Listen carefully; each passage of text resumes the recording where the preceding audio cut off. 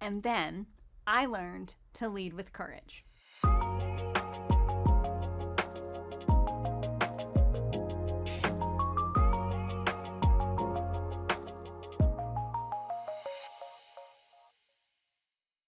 Hi everyone, I'm Emily Goodson. I'm an author, a speaker, and a workplace culture consultant. And today I'm going to talk to you about how you can lead with courage, even when things are at their most chaotic and challenging. Leading with courage isn't theoretical or academic for me. It's deeply personal. At the age of 8, I experienced a brain injury resulting in a lifelong physical disability and partial body paralysis. Coming out of surgery, I had to relearn how to speak, walk, and navigate a world that wasn't designed for me. These early experiences forged within me a profound understanding of what it means to be confident and resilient. Throughout my career, I've consistently drawn upon those moments from my childhood and my young adult years. I've used them to launch and expand me into new places that seem terrifying and impossible at times. Leading with courage was essential for me when I pivoted my newly launched consulting business at the onset of the COVID-19 pandemic.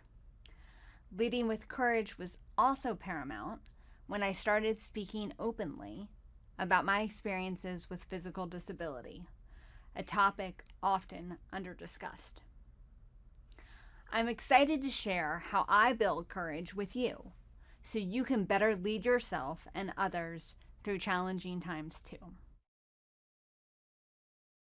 I lived in Washington, D.C. for almost 10 years. I moved to D.C. to be a campus recruiter, and I eventually worked my way into broader human resources and people operations. I had a great life on paper, a steady job, a cozy condo, wonderful friends, and a title I had worked hard to achieve. I was successful by many standards, but every couple of years, questions would quietly call out from the pit of my stomach. Is this it? Am I achieving the biggest impact I can? Those questions eventually became a nagging presence in my body. A sense of discontent settled into my stomach like a fog, thick, damp, and hard to ignore.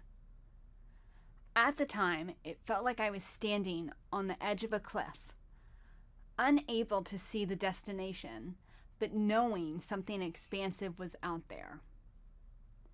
I knew I was there, on the cliff, emotionally, mentally, and spiritually. I didn't yet have clarity about what action was needed, but I did have a nudge from within that something needed to change. That nudge for me was my intuition. And for me, intuition doesn't arrive with fireworks all of a sudden. It's a quiet building. A knowing in my chest that says, this isn't it, and something else is. In that moment, courage was needed. The courage to listen to my inner voice and not ignore her. Courage didn't show up as fearlessness or clarity, but instead as a willingness to try. I didn't have a 5-year plan, but I had a personal value I couldn't ignore: impact. I wanted to make a deeper one, and I needed to find what that looked like for me. Now let me tell you what happened after I started listening to my inner voice so you can do the same. My desire to find happiness and impact did not get solved overnight. From the perspective of an external observer, my eventual changes may have looked sudden, but in reality, they were the result of 10 months of quiet, intentional reflection.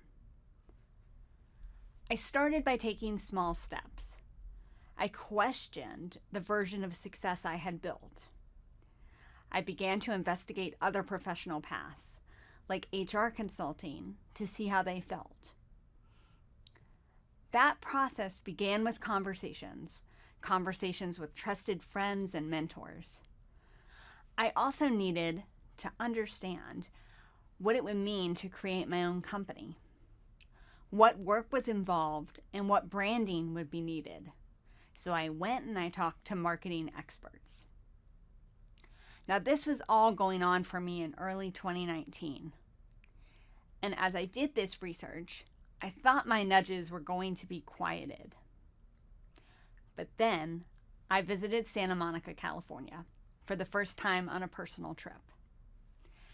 And suddenly, a different kind of nudge was thumping inside me. As I sat on the Santa Monica pier, looking out at the expansive ocean, I realized that part of the change I wanted had become personal. The reason for my fog wasn't just professional. It was also that I didn't feel fulfilled with where I lived. As my long weekend in California passed, I realized that even though I only knew one other person in Santa Monica, I felt alive there. I felt seen, and I felt like I could be myself. The fog was suddenly getting easier to find my way through. After my stay, I knew living in Santa Monica was way more important to me to prioritize than my professional decisions. So the question became how to get there. I returned to my small steps process with a different lens. I visited Southern California again a few months later, but this time I had a specific plan. I wanted to test out co-working spaces, apartments, and talk to companies. As I checked off each of these steps, I gathered more information, which I knew would help me confidently make the leap forward. I met with an early stage startup that needed HR consulting help. And I also interviewed with a later stage startup that wanted an in-house head of HR. I'm always a fan of setting myself up with options, and this process was no exception. More importantly, though, I planted a guidepost in the ground with this visit. I was moving regardless, and whichever came first, the job offer or the consulting client, that was the path forward. I had some savings built up. I knew I could borrow money if needed, and I had an immense belief in myself. I just needed one small piece of evidence to push me forward. That small piece of evidence arrived later that same week from the small startup I met with. They wanted consulting help. It wasn't a big contract. They didn't pay my ideal rate. The hours were minimal, but it was a small, aligned step in the right direction, and it gave me the confidence I needed. That one client became my permission slip to move forward with my big, courageous plan of quitting my job and moving cross-country in search of greater impact and fulfillment. So I bet you're wondering what happened next. And I would love to tell you that I moved to Santa Monica, started my consulting business, made $1 million in year one, and that was that. But no. I moved to California in late October 2019, launched my business in January 2020, and then a global pandemic happened 3 months later. All of the in-person relationships I had built with Los Angeles businesses did not matter at all. And that was terrifying. I had no revenue coming in. I went into credit card debt to pay for my day-to-day expenses. I even sold jewelry and clothes to pay rent. But the thing is, scary and misaligned things aren't going to stop even when you act with courage. Having the confidence to take courage is a lifelong skill you're going to repeat over and over. It's a muscle you develop, and sometimes it's a muscle you use every day.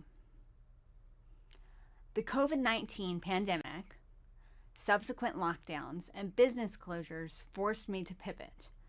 I had just found my business model and my style of living, only to be crushed by a wave I didn't see coming. It took me 5 months to get my next consulting client because of the chaos brought on by the pandemic. I certainly didn't plan for that, but it happened. Along the way, something else happened too. I started to experience a bit more fog. In feeling out that fog in the pandemic, I got even more clarity on the impact I was missing professionally. I realized the world needed to hear more of my personal story and my experiences with physical disability.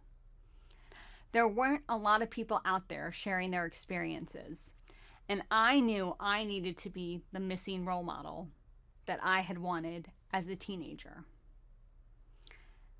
Taking small steps and listening to your intuition never stops. You will be in a continuous cycle of them if you are indeed leading your life with courage. Instead of letting what happened to my business during the pandemic discourage me, I used it as an opportunity to refine my approach, improve my skills, and build resilience. I asked myself, what can I learn from this? Instead of, why is this happening to me?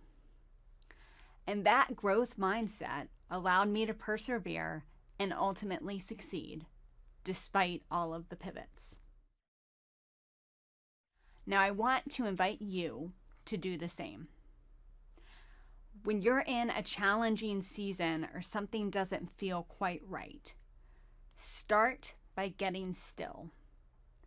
Listen to your values, listen to your gut, and then begin. Just one step towards your authentic self, one step out of the fog. Is that drafting a message to your boss that's been sitting in your head for months? Is it reaching out to someone who inspires you? Is it blocking 30 minutes on your calendar to actually rest and reflect? What small step is going to give you more information that will help you act with courage and confidence? I acted with courage by pivoting my business and path multiple times in the past 5 years. And I'm so glad that I did. Because I listened to my intuition and kept taking small aligned steps, I'm now a published author with my first book, Dating Disability, 15 stories of dealing with the BS and building confidence. My fog also rarely revisits me. In its place, I now have a profound drive in knowing that when my life is over, I will have done everything in my power to positively impact others. Imagine where you could be in 5 years. The world right now is chaotic and unpredictable. It's also very painful at times. But I hope you'll join me in facing that fog and confusion, confidently moving forward just the same, grounded in your own intuition and taking small aligned steps. And then, by us acting in our own courage, I know that we will empower others to do the same.